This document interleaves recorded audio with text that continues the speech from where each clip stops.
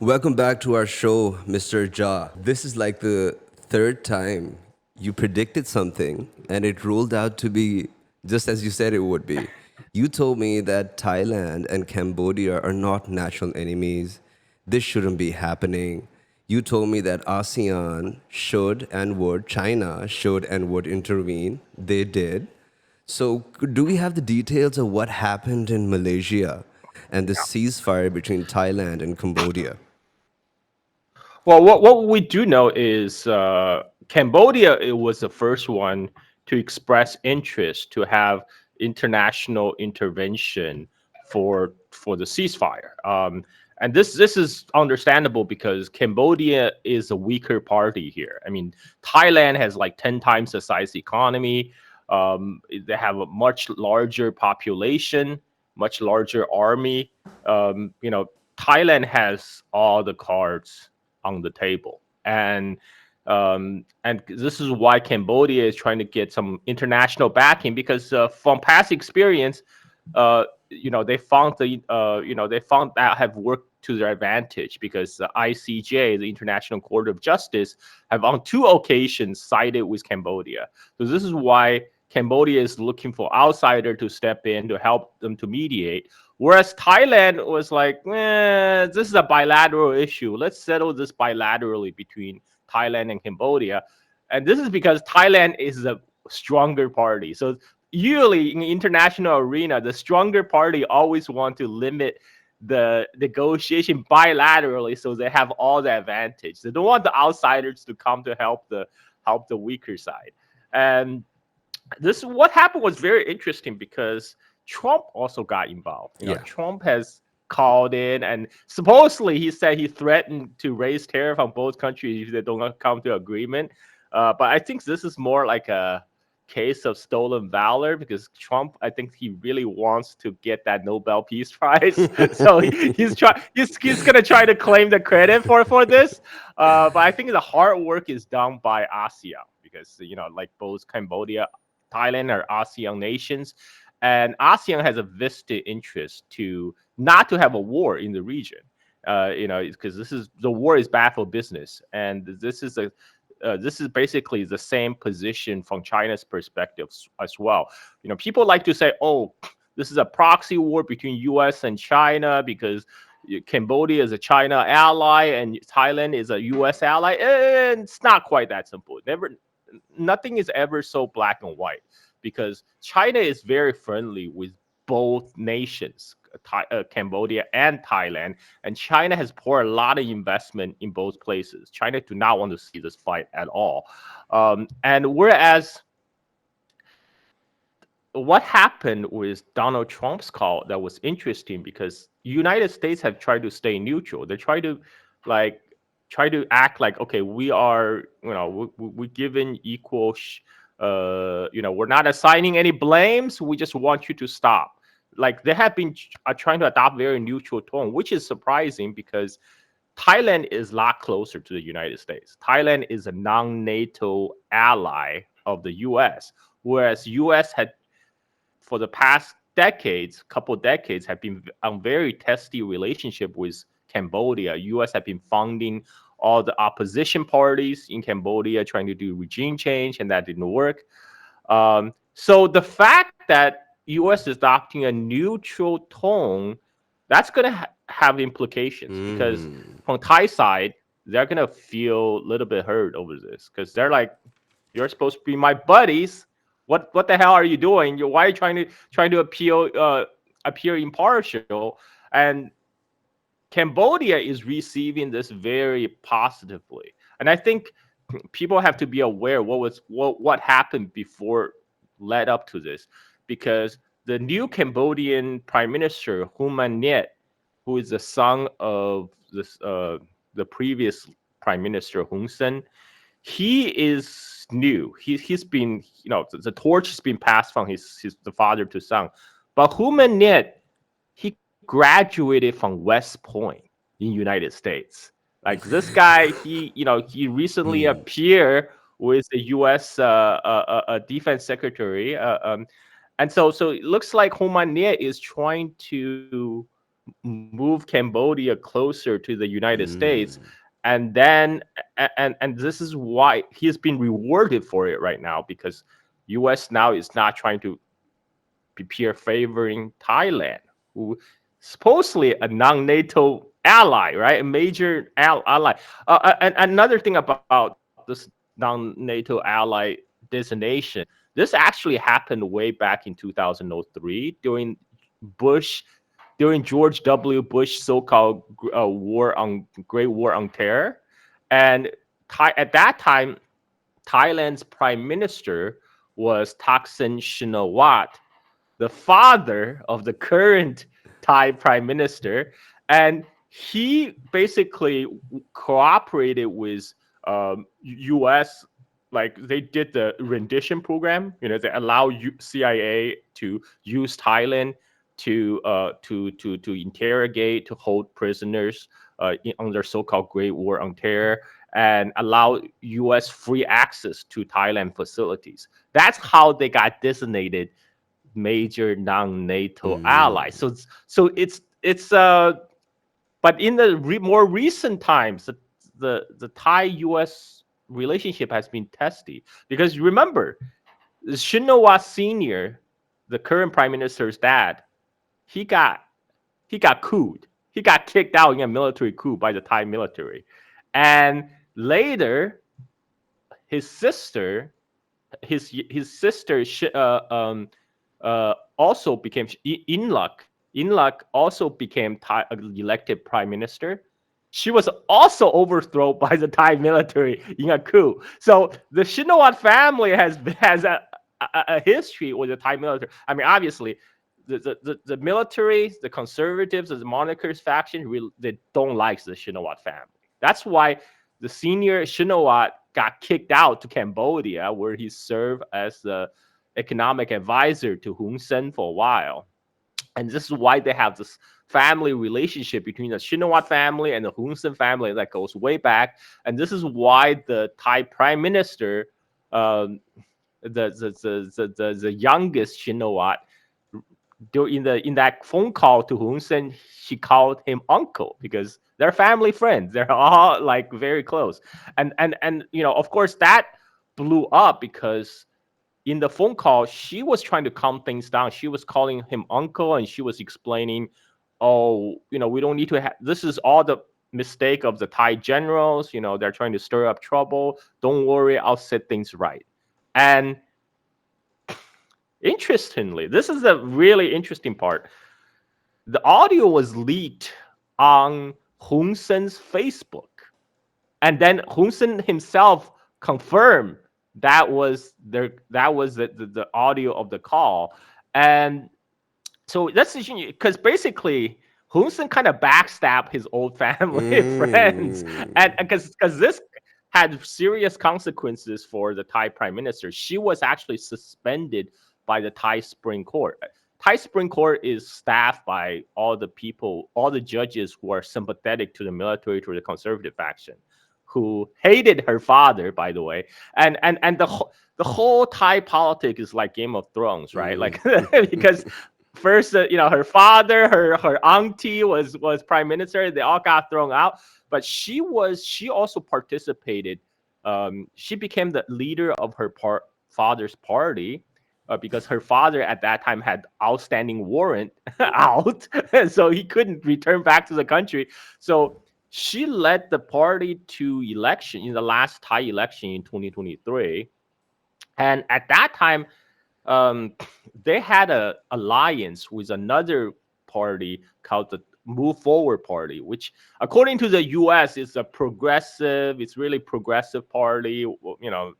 Led by another Thai billionaire, by the way, because the Thai the Thai politics, you have to understand that every 10 years the Thai military stage a coup, and in between the Thai people get to decide which billionaire they can they get to choose to rule over them.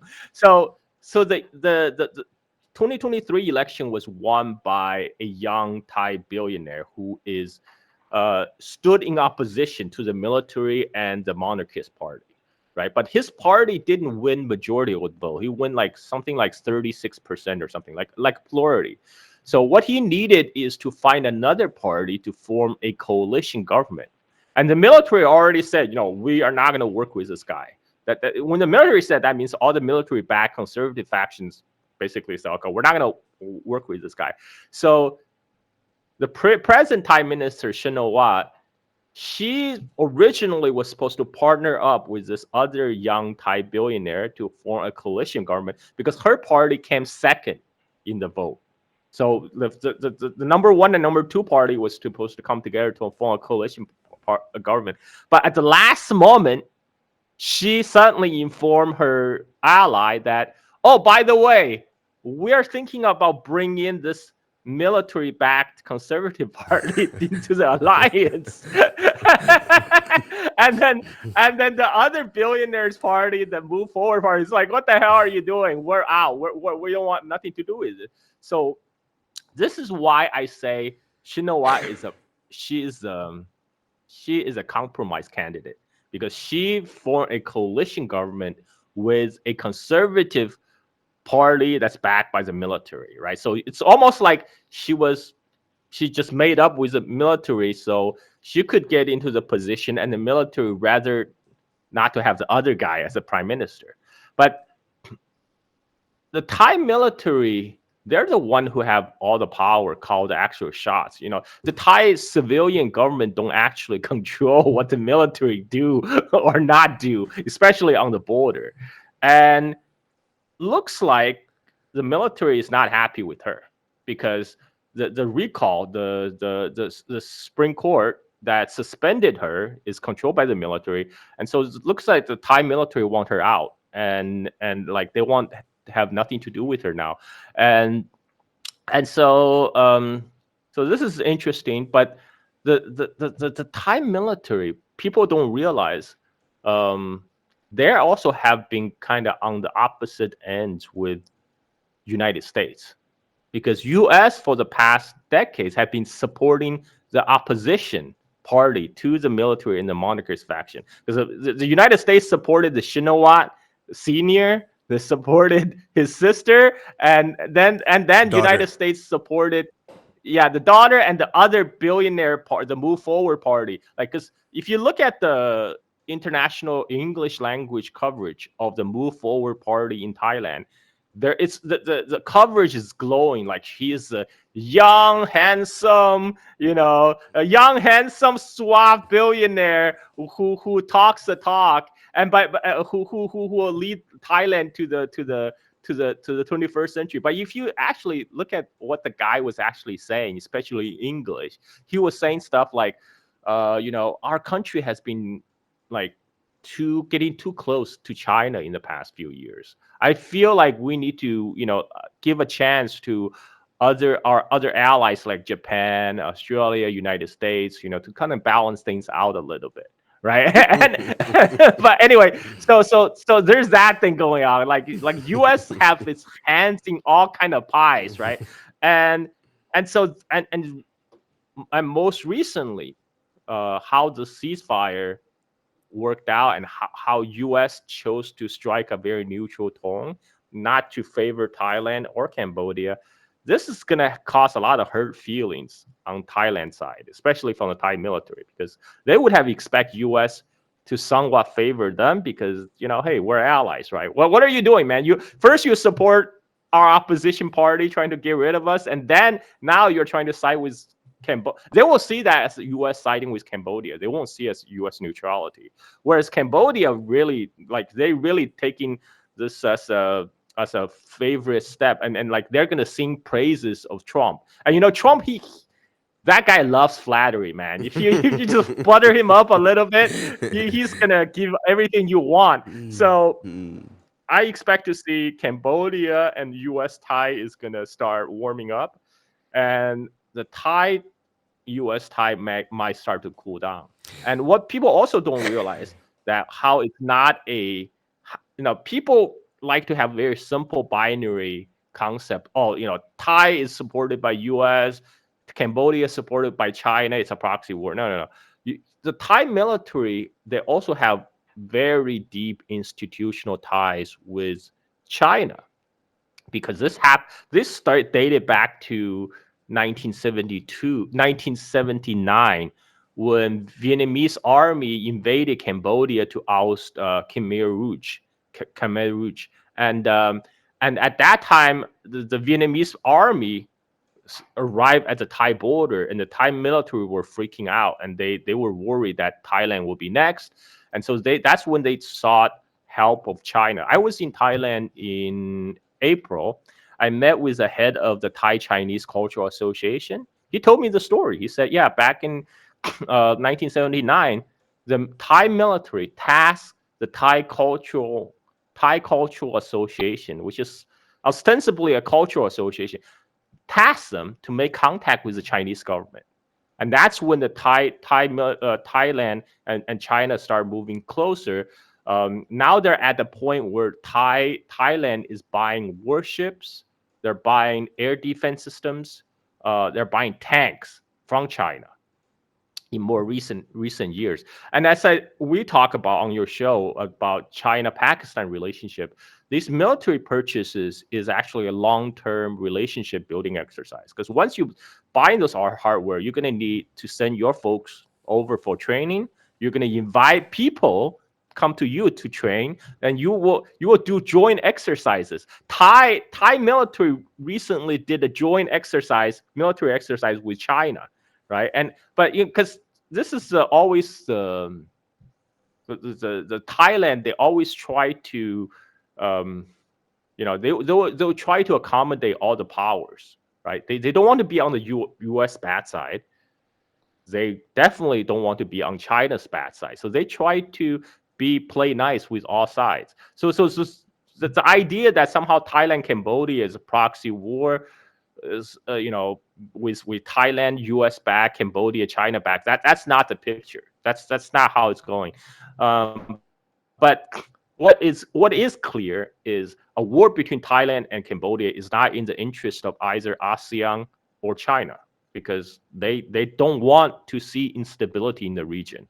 And China absolutely hate it, because war is bad for business, and China has a lot of investment in both Thailand and Cambodia, so they don't want that to happen. Whereas for U.S., it's actually a opportunity, because U.S. have been playing the role of a spoiler, in many regions. They're not the one that can offer. Long time ago, U.S. used to do Marshall plans, reconstruction of Europe. U.S. doesn't do that anymore. It's China that's offering to build infrastructure, build roads, ports, etc., and high-speed rails. And the only thing U.S. offer nowadays is military intervention or weapon systems, right, and military bases. And even how Trump approached this, it was all sticks, no carrots. He said, if you don't do what I say, I'm going to raise tariff on you, right? If you guys don't sit down and have a ceasefire, I'm going to raise the tariff. It's all big stick and no carrots, right? And in the end of the day, China is the one that's putting real money on the table. So China and ASEAN are the one who are probably working very hard behind the scenes to bring the ceasefire about, because in the traditional Asian diplomacy, they prefer like behind the closed door. So there'll be lot of more latitude away from the public eye. This is just example would be like the China broker Saudi Iran deal. Nobody knew what was going on until it was happening, until it was announced in Beijing, and the foreign ministers shake hands. And so this is, first of all, I'm very happy the ceasefire is getting worked out, and I very much hope the ceasefire will hold. Right now, what they say is like it's going to take 24 hours for the ceasefire to reach all the different command posts on the border. So like we're gonna see if within 24 hours if the ceasefire takes hold, right? Because we're talking about units of like battalion and smaller sizes fighting in like really remote tropical jungles. Like they're not. This is why in the last time when I talked to you, I said this is not going to be a full blown war, because they're fighting in like very very remote area, and these are like the most economically depressed area of Thailand and Cambodia, and it's really I mean, it's literally a war of brothers against brothers, because on the Thailand side, of the border, the civilians are getting hit. They're ethnic Khmer, the same people that lives in Cambodia. They're the same people. They're just be divided by one national border. I mean, same people, same culture, same religion, and now they're getting caught in the crossfire. So it was very unfortunate. So I hope the ceasefire take place, and I hope things tension will calm down. This will likely be like another frozen conflict, because I don't think fundamentally either side will be willing to make big concessions at this point, because the anger, the emotions are still very high on both sides. Both sides blame each other for starting this conflict, and neither political establishment can afford to look weak, especially Thailand. The Thai prime minister is getting suspended right now, and they have an acting prime minister, right? So they cannot afford to look weak. They saw what happened when Yeah, last time she tried to make peace. yeah. And she got this almost got kicked out. So it's not going to come from Thailand. And on the Myanmar side, Hu Man Net is very young, and he's brought into his father's former position. Carl, So before for him, this is an before we go opportunity. on that side, Okay, go ahead. what do you think about Yeah, her case? yeah. Is she gonna make it back in office, or are you saying that it's very, very highly unlikely? I mean, this is your guess is good as mine. I mean, like there's a lot of political horse trading happening in the background in Thailand. It's a completely Game of Thrones scenario. You'll never know what kind of surprises is around the corner. And because remember, her dad's party was the enemy of the military, and then somehow her dad was able to finagle a pardon from the Thai king and to come back, and then somehow she ditched her one-time ally and then sided with the military party to form a coalition government. So anything can happen. I mean, I'm not excluding any possibility at this point. Um, but I think the most important part is whether um, the military faction will forgive her, um, will let it pass, because Thai military is really the kingmaker in Thailand. They get to decide who stays, who goes. I mean, they will overthrow any prime minister they don't like by a coup if necessary. So ultimately, that depends whether her party or her can work out a deal with the military. Most likely her father, because it's really her father that's still behind the scenes. And I don't even know if she really wants to be the prime minister. It's Mm, more like her dad's like, okay, daughter, you got to do your duty to the mm, family. mm, These are like all very feudal, like all mm. these feudal relations, right? Like in the old days, they will marry their daughter for marital alliances. Nowadays, they will be like, okay, daughter, go Wow, ahead, wow, and rule the country. Go wow. ahead, rule the country for the good of the family, right? Yeah. So. So how does the Cambodian side look like? You were telling us.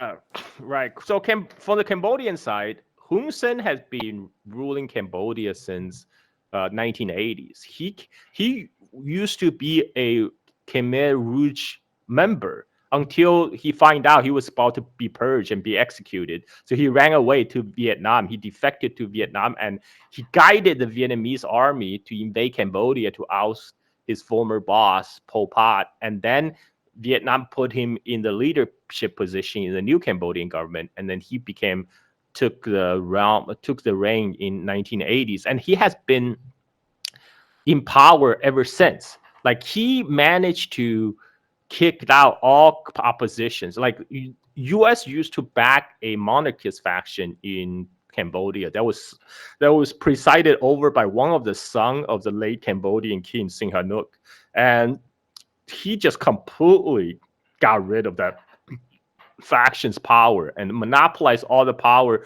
since 1990s. And this is why U.S. U.S. relationship with Cambodia has been tested during Hun Sen's term because U.S. keep on funding the opposition, try to overthrow him. But now there might be an opportunity, because looks like Hu Man, he went to he went to study in United States, graduated from West Point, and he is, you know, saying all the right things about how he wants to improve ties with the United States. And he's also trying to shore up his own prestige, right? So his father has been the strong man. He himself has been unproven up to this point. And so this is an opportunity for him to show the Cambodian public, yes, I can guide the country with a strong hand. You know, I can be the guardian of the Cambodian territorial sovereignty, national honor, et cetera, et cetera. So this is why it's very unlikely that he will make any big concessions to Thailand. So this is why I say it's probably going to be a frozen conflict. The dispute will probably go on, but things will likely simmer down because there's really no reason to fight over these piece of very tiny sliver of land, especially when there's much important priorities both countries need to attend to. So hopefully this is just a hiccup and both sides got what they wanted. And if it was maybe on the Thailand side, maybe the military was just looking for a chance to kick out the Prime Minister Shinawatra again. You got what they wanted. Maybe this thing will just go away. So we'll have to see. As you mentioned, the United States slowly casting away from Thailand. We actually saw this in Yeah, the press conference in Malaysia as well. So the Cambodian side mentioned US and Donald Trump, and the Thai side didn't say a word about the US. yeah. Yeah, because the Cambodian side, they know how to play Trump. Trump, you just gotta butter him up with flattery. Nominate him for Nobel Peace Prize, and he will be happy. And Thailand side, they will not be happy about this because from their perspective, United States, Thailand is supposed to be allies. You're supposed to stand by your friends. What the hell are you doing trying to be neutral, right? Like they will not look at that very kindly. And so in any case, I think Thailand will continue Yeah, to yeah. be closer to China. So this is a tough, Yeah, I this is think a that's little what's going tough to happen. question. So what do you think? Yeah. What exerted more pressure, the ASEAN or the United States stepping in when you say that it's the case of stolen valor? Right. I mean, Trump will always try to claim credit for everything, right? But the U.S. have a less stake this than members of ASEAN nations and China because ASEAN and China, they're the ones who are in the neighborhood. They were going to have to deal with the consequences of a fallout of a war. Whereas United States, they're in Asia, but they're not of Asia. Like China, ASEAN members, they're not going away. We're going to be we have been neighbors for thousands of years. We're going to be neighbors for the next hundreds of years as well. United States can be gone from Asia, who knows when. I think in not very distant future, I can very likely see United States influence get pushed out of Asia, and then U.S. can just like wash their hands and walk away, and that's not an option for ASEAN nation or China because this is happening in their neighborhood. They do not want war in their neighborhood, so they're the ones who are going to have a more vested interest to smoothly this out, and so this is why, but whatever. Let Trump have his Nobel Peace Prize, Yeah, if that makes him happy. yeah, he's got his own aims to do, man. Okay, so can we have do we have any figures and numbers, clear figures and numbers on what happened during these 3 days? Well, we last time I heard, this was a couple of days ago, that there were over 30 people was killed on both sides, and it was just really unfortunate because some civilian area was getting hit, like hospitals, 7-Elevens, and another thing happened is the Thailand Cambodian trade came to a standstill. They each other recall their ambassadors, but also people are start boycotting Thailand goods in Cambodia, and Thai is one of the major trading partner of Cambodia. So what happened right in more recent days? It was now there's more Vietnamese goods that's replacing the Thai goods on the shelves in Cambodia, because fundamentally Cambodia will still depend on their neighbors, and so like they're kind of caught in between of two very strong neighbors, Vietnam on one side and Cambodia on other side, and so like I think Vietnam's influence in Cambodia will likely grow, because now that Cambodia is on the outs with Thailand. But more importantly, I don't think the Chinese influence will go away just because Cambodia is closing up to United States, because geopolitically, Cambodia is stuck between Vietnam and Cambodia and Thailand, and this is why they sought closer ties with China in the first place, because they wanted another outside power to balance out their stronger neighbors. And one of the U.S. isolation of Hun Sen government was just pushing Cambodia deeper into China. So even if his son Hu Mania tried to move Cambodia closer to the United States, there's I think they're still in the neighborhood. The geopolitical reality, that means they will still um, have to try to forge a close tie with China, because they don't have a choice. They have got Cambodia, Vietnam, and China, and United States is simply too far. It's too far away.